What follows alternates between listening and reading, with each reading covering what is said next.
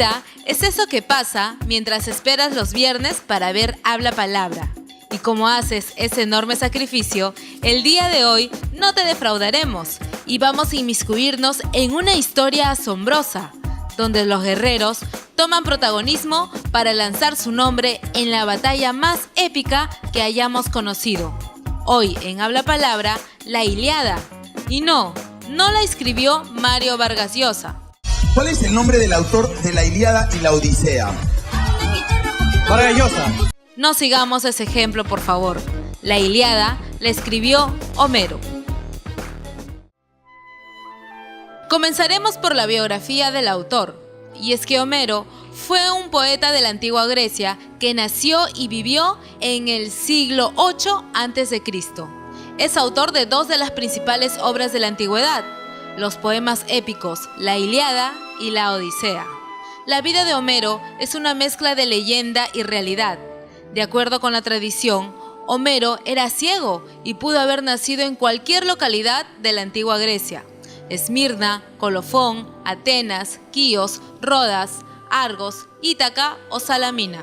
Sobre la muerte de Homero también hay mucho misterio. De acuerdo con documentos históricos del siglo V a.C., él habría muerto en una isla. Los investigadores modernos afirman que no hay ningún dato seguro de las fuentes de antigüedad que hablan sobre Homero. De acuerdo con los historiadores modernos, en caso que haya existido, es probable que haya nacido y vivido en la zona colonial griega del Asia Menor. Esta conclusión se extrae a partir de las características lingüísticas de sus obras y las tradiciones abordadas que son típicas de la región jónica. Otros investigadores afirman también que a partir de sus obras es posible concluir que Homero tenía mucho contacto con la nobleza de la época. Aún persiste el debate sobre si el escritor fue una persona real o bien el nombre dado a uno o más poetas orales que cantaban obras épicas tradicionales. Comenzaremos esta historia por la base del inicio del conflicto. París, príncipe de Troya, fue enviado a visitar la corte de Melenao, rey de Esparta. Allí se enamora de Helena, esposa de Melenao, y por el poder de Afrodita, la mujer abandona su casa y huye a Troya con París. Entonces, Menelao, furioso y desesperado, convoca a los demás reyes griegos para emprender la guerra contra los troyanos y recuperar a Helena.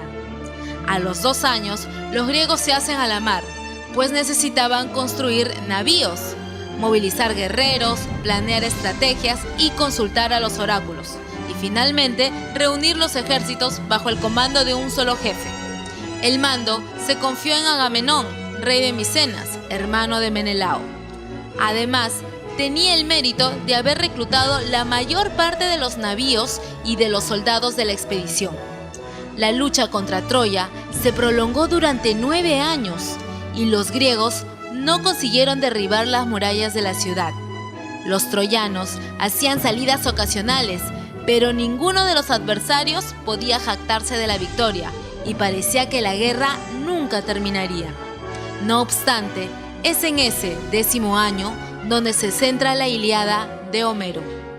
Este libro nos muestra la aventura, el valor, la fuerza, la guerra y mucho esfuerzo.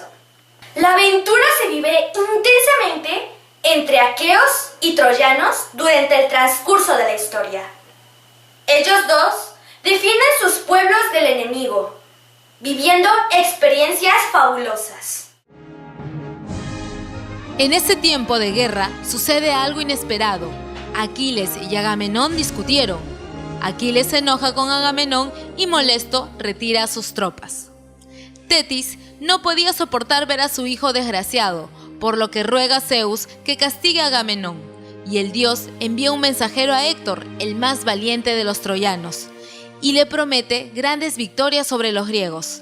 Enardecidos por este aliento, avanza fuera de los muros de su ciudad, mientras Héctor y París se acercan a los guerreros griegos. París propone resolver la guerra con un combate cuerpo a cuerpo con Menelao. Héctor ordena a su ejército hacer un alto y los heraldos proclaman el desafío. Todos se ponen de acuerdo para declarar victorioso al bando de aquel que venza el duelo. Paris pierde y Afrodita lo salva transportándolo detrás de los muros de la ciudad antes de que Menelao le diera muerte. De esta manera, la guerra habría terminado. Los troyanos tienen de su parte a Apolo, el arquero, y Ares, el dios de la guerra. Poco a poco los troyanos rechazan a los griegos que se ven empujados a sus navíos. Agamenón, sabiendo que necesita a Aquiles para la victoria, intenta reconciliarse con él y pedirle que regrese a la contienda, pero este se rehúsa. El valor se vive en diferentes personajes, de los cuales hay semidioses y dioses. Pero todos tienen el gran valor de defender a su pueblo respetando las consecuencias posteriores.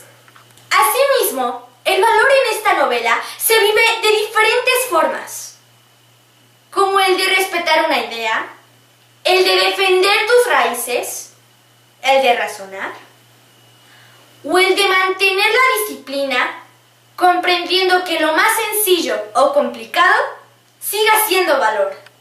La fuerza se nota en cada dios y semidios de esta historia, pero más en Zeus, el padre de los dioses.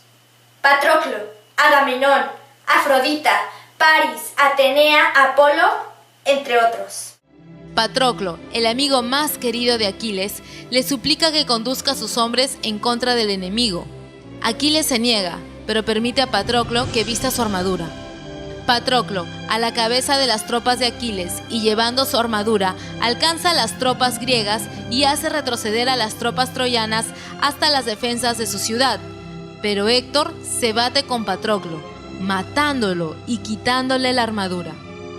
Aquiles se entera de la muerte de su amigo y se enoja y se desespera tanto que sin armadura se precipita a ayudar a los hombres a conducir al campo el cuerpo de Patroclo. Tetis, la madre de Aquiles, pide al herrero de los dioses, Hefecto, que haga una nueva armadura para Aquiles.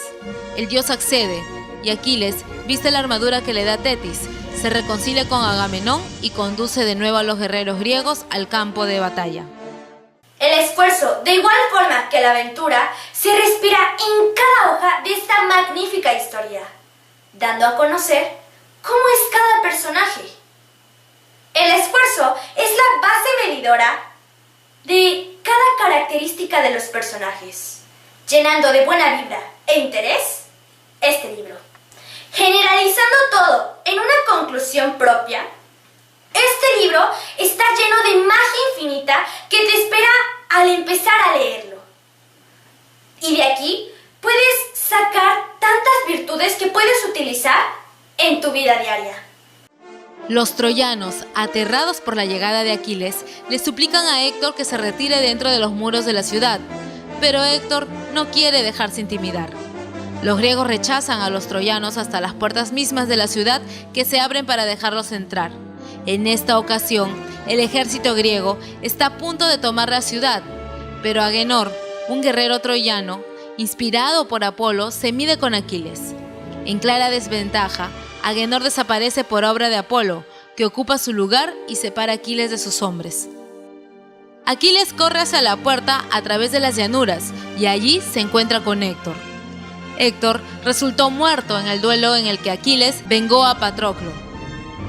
En su agonía, Héctor pide que su cuerpo sea devuelto a los troyanos para que se le den los honores fúnebres. Aquiles, furioso, le niega la petición, arranca la armadura del cuerpo de Héctor y lo amarra a su carro. Lo arrastra por todo el campo de batalla hasta el campo donde el cuerpo de Patroclo espera ser enterrado. Aquiles se niega a devolver el cuerpo de Héctor para los servicios fúnebres. Príamo hace preparar a su gente con un carro lleno de tesoros que el rey conduce por sí mismo hasta llegar con el campo de los griegos. Va hacia Aquiles y le suplica a este que le devuelva el cuerpo de su hijo a cambio del gran tesoro. Aquiles acepta y permite que el rey se lleve el cuerpo de su hijo. La Ilíada concluye con un abrazo y una tregua en la que se dan los funerales de Héctor.